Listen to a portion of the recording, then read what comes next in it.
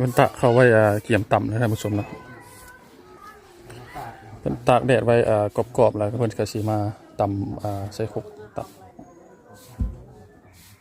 แต่ทีมงานเราได้ยินเสียงเพิ่นตับเข้าอยู่เนาะท่านผู้ชมเดี๋ยวเราสิไปเบิ่งบรรยากาศภายในบ้านแล้วก็เบิ่งเพิ่นตำเข้า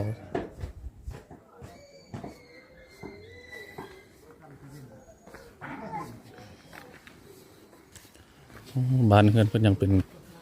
เก่าแก่ดังเดิมอยู่นะท่านผู้ชมถือว่าไปเฮือนใดก็ถือว่าเห็นแต่เพิ่นตะเข้าอยู่แบบนี้เห็นว่าแม่เพิ่นกำลังตะเข้าอยู่ถึง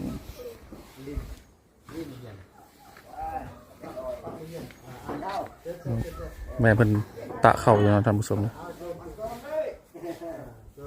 แม่เพิ่นตะเข้า